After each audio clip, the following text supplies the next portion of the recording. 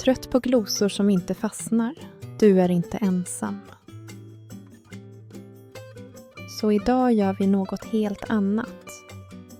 Vi bygger en hel by med svenska ord. Det blir kreativt.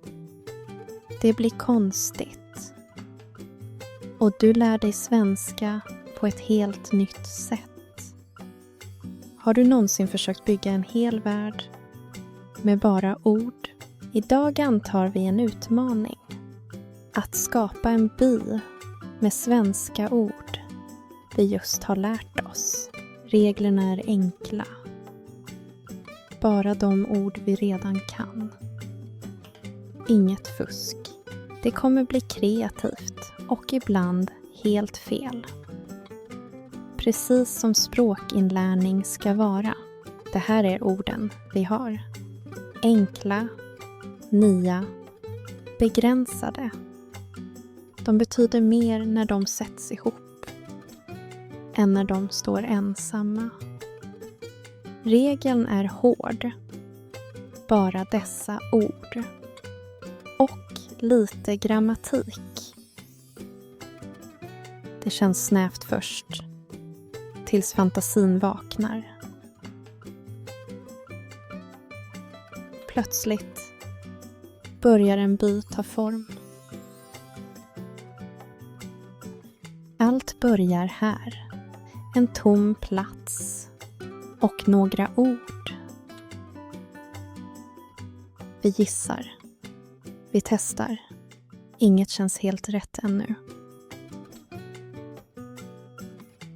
Vissa ord hamnar helt fel. Men logiken blir snabbt väldigt svensk. Vänta, det där fungerar ju. En plats för sorg. En flod för tankar. Och plötsligt känns det helt rimligt. Och där är det. Småordland.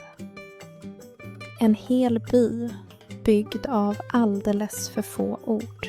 Här finns torg, vägar och platser med märkliga namn. Men tydlig logik. Invånarna formas av orden runt om. Lugna, fundersamma, lite konstiga. Allt följer samma enkla regel. Orden bestämmer hur världen fungerar. Och så finns sorgbageriet. Ingen vet varför. Men det känns rätt.